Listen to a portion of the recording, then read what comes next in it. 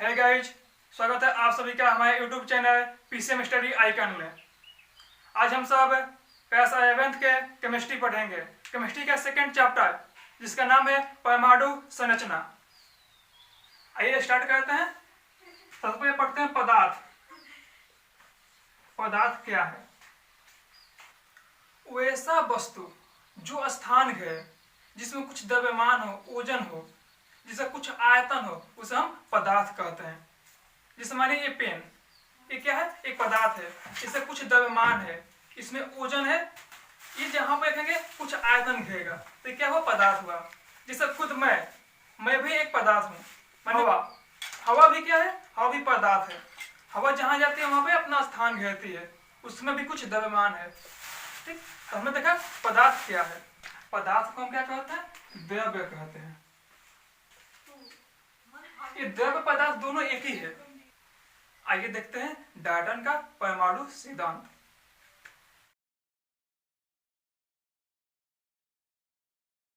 सन 1808 ईस्वी में John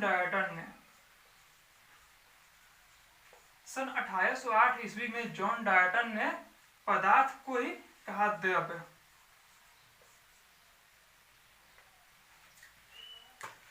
John Dalton ने 1808 ईस्वी में एक सिद्धांत दिया। उन्होंने कहा जितने भी द्रव्य पदार्थ हैं, जितने भी द्रव्य हैं, तत्व हो, यौगिक हो, मिश्रण, यानी जितने द्रव्य हैं, तत्व, यौगिक या मिश्रण, सभी के सभी एक सूक्ष्म कण से हुए हैं, जिसे एटम कहते हैं। एटम, ये मीन्स नॉन कॉमन डिविजिबल, यानी नॉन कटेबल, जिसे काटा नहीं जा सकता, जिसे विभाजित नहीं किया जा सकता है।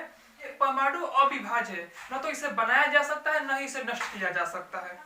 डाल्टन ने 1808 ईस्वी में एटम का खोज किया। इनके अनुसार एटम अविभाज्य था, इसको विभाजित नहीं किया जा सकता था। कुछ समय बाद एटम को 3 पार्ट में बांट दिया गया। कौन कौन से? इलेक्ट्रॉन में, प्रोटॉन में, न्यूट्रॉन में। आइए देखते हैं थॉमसन का एटॉमिक मॉडल।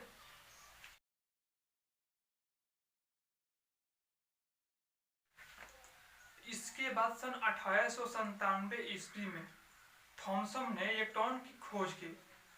इलेक्ट्रॉन की खोज करने के बाद में इन्होंने एक मॉडल दिया, एक डायग्राम दिया, जिसे हम सब तरबूज देखे हुए हैं। इन्होंने क्या कहा कि तरबूज के जैसा, माने तरबूज के जैसा बीज है। ठीक, तरबूज के बीज जो कि धंसे हुए भाग है, ये सब क्या है? ये सब इलेक्ट्रॉन है। ये सब को इन्होंने कहा इलेक्ट्रॉन है। जो बाकी हिस्सा बचा, इसमें क्या है? प्रोटॉन है, पॉजिटिव चार्ज पार्ट के यहाँ पे। ये पॉजिटिव क्या है? प्रोटॉन है। इन्होंने कहा परमाणु एक घनावेशित है। थॉमसन ने कहा कि एटम में जितना पॉजिटिव चार्ज होता है, जितना पॉजिटिव आवेश होता है, उतना ही निगेटिव आवेश होता है। मींस थॉमसन ने कहा कि एटम में जितने पॉजिटिव चार्ज पार्टिकल होते हैं, उतने ही निगेटिव होते हैं। जितने प्रोटॉन होते हैं, उतना ही इलेक्ट्रॉन होते हैं। ये टोटल नेट आवेश। अब देखते हैं नेट आवेश क्या, माने पॉजिटिव चार्ज है, निगेटिव चार्ज है, दोनों कैट गए तो क्या आएगा? शून्य आएगा। तो क्या हुआ? नेट आवेश शून्य हुआ। तो किसी भी एटम का नेट आवेश कितना होगा? शून्य होगा। तो इससे ये पॉइंट ज्ञात हुआ कि परमाणु क्या होता है? उदासीन होता है। तो सबसे महत्वपूर्ण पॉइंट यही था कि परमाणु उदासीन होता है। थॉमसन की खोज में सबसे महत्वपूर्ण बात यह थी कि उन्होंने बताया कि परमाणु जो है उदासीन होते हैं। एटम क्या होता है? उदासीन होता है। ये सबसे बड़ा पॉइंट था कि परमाणु, कोई भी एटम क्या होता है? उदासीन होती है। किसने खोज किया? थॉमसन ने खोज किया। थॉमसन ने बताया कि कोई भी परमाणु एटम है क्या होता है? उदासीन होता है। इनसे जब पूछा गया कि ठीक है, एटम में आपने प्रोटॉन इलेक्ट्रॉन को दिखा दिया, फिर न्यूट्रॉन कहां गया, इसका स्थान क्या है, ये क्या? तो इन्होंने नहीं बता पाए।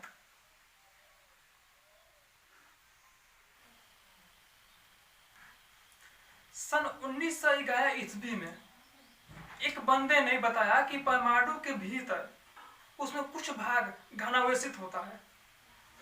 उन्होंने एक एक्सपेरिमेंट किया, उस एक्सपेरिमेंट के माध्यम से उन्होंने बताया कि जो परमाणु एटम है, एटम के कुछ भाग में घनावेशित कण होते हैं। तो आइए देखते हैं उनका नाम है, उनके एक्सपेरिमेंट के बारे में अध्ययन करते हैं। रदरफोर्ड ने बताया कि एटम के कुछ भाग में घनावेशित कण होते हैं। उसके लिए उन्होंने एक एक्सपेरिमेंट किया। आइए उस एक्सपेरिमेंट का अध्ययन करते हैं। जैसे कि यहाँ पे रेडियो एक्टिव कोई तत्व है, ठीक, इसमें से क्या हुआ, अल्फा किरणें बाहर निकली। तो मानिए कोई तत्व है, यहाँ से जो किरण निकलेगी किसी भी साइड जा सकती है, ठीक। तो हमने क्या किया, पीछे से पीवी का एक बॉक्स से इसको बंद कर दिया ताकि जो किरण पीछे होगी वो पीछे साइड में डाइवर्ट नहीं होगी। तो हमने इसको बंद कर दिया। अब देखिए जो किरण बची वो सामने निकली, सामने होते हुए गई। तो हमने क्या किया, एक बहुत मोटी कुछ एक परत लगा दी यहाँ पे, ताकि जो भी किरण होगी इस दोनों के बीच से होकर गुजरेगी। यहाँ पे एक सोने की, इसकी मोटाई कितनी है, 100 nm है, 100 नैनोमीटर है इसकी मोटाई। एक सोने की छोटी पन्नी जिसकी मोटाई 100 nm है, नैनोमीटर है, हमने क्या किया, उसका यूज किया। फिर यहाँ से अल्फा किरण को उस पर अटैक किया। तो हमने क्या पाया कि कुछ किरण आया तो यहाँ से सीधे गया, ठीक, कुछ किरण यहाँ से डाइवर्ट हो गया। तो इस एक्सपेरिमेंट के द्वारा इन्होंने ये बताया कि कोई भी एटम है, एटम के मध्य कुछ घनावेशित कण होते हैं। जैसा ये देखते हैं आगे, इसमें क्या हुआ, इन्होंने बताया कि कुछ कण जो था वो क्या हुआ, सीधे गया, कुछ का डेरिवेशन हो गया। इन सभी कण में एक ऐसा कण था जो गया बट वापस आ गया। यानी मानी जो ये मध्य का है ये गया, फिर इसी पॉइंट पे वापस आ गया।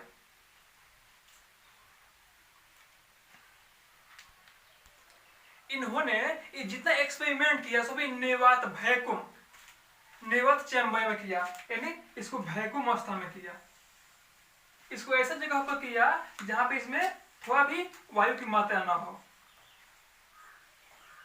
माने कोई बॉक्स है, इसको हमको वैक्यूम बनाना है, नेवात इसको हमको बनाना है, तो कैसे बनाएंगे, किसी पंप के माध्यम से इसमें से हवा को हम निकाल देंगे तो क्या हो जाएगा, वैक्यूम हो जाएगा। तो ये जितना एक्सपेरिमेंट किया गया ये सभी के सभी वैक्यूम अवस्था में किया गया।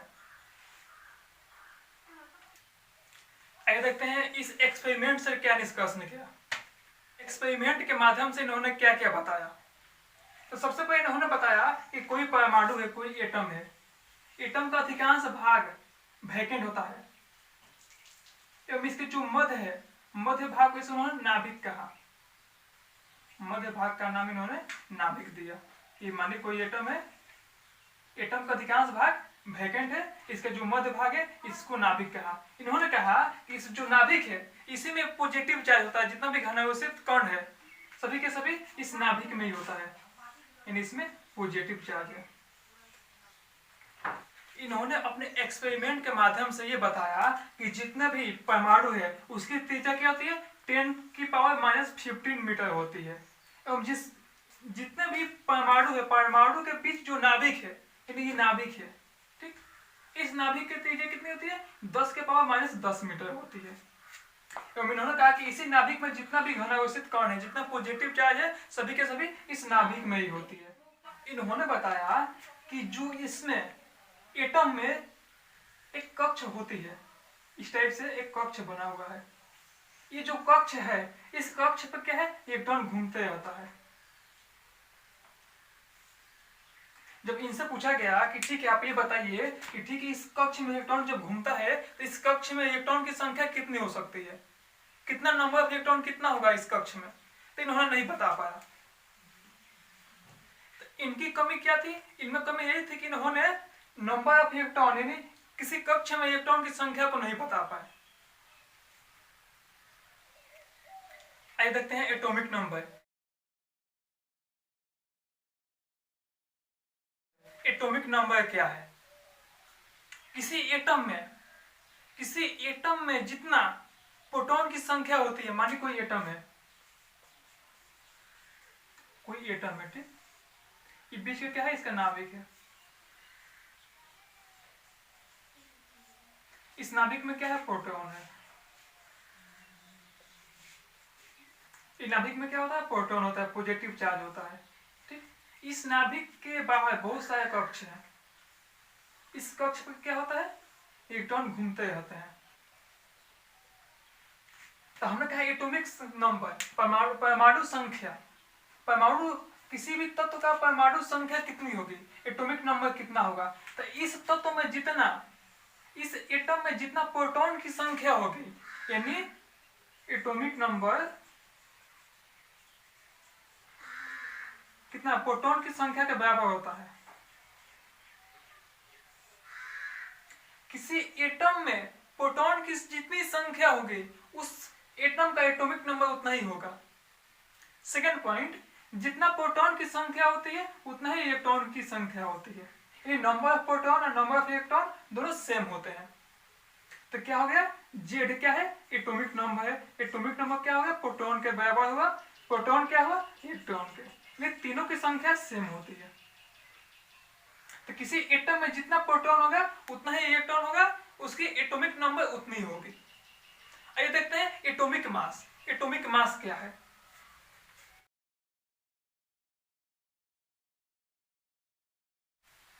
हमने अभी देखा एटॉमिक नंबर। एटॉमिक नंबर क्या हुआ, किसी एटम में जितना प्रोटॉन की संख्या होगी उतना ही इलेक्ट्रॉन की संख्या होगी, और उस एटम का एटॉमिक नंबर उतना ही होगा जितना प्रोटॉन इलेक्ट्रॉन की संख्या होगी। अब देखते हैं एटॉमिक मास। एटॉमिक मास क्या है, माने किसी एटम में जितना नंबर ऑफ इलेक्ट्रॉन की संख्या होगी, प्रोटॉन की संख्या होगी प्लस न्यूट्रॉन, तीनों की संख्या का योग क्या होगा, उस एटम का एटॉमिक मास होता है। अब देखते हैं एग्जांपल देखते हैं। जैसे माने कोई ऑक्सीजन है, यहाँ पे इसका एटॉमिक नंबर 8, एटॉमिक मास 16। इसमें क्या है, एटॉमिक नंबर 8 है, यानी इसका एटॉमिक नंबर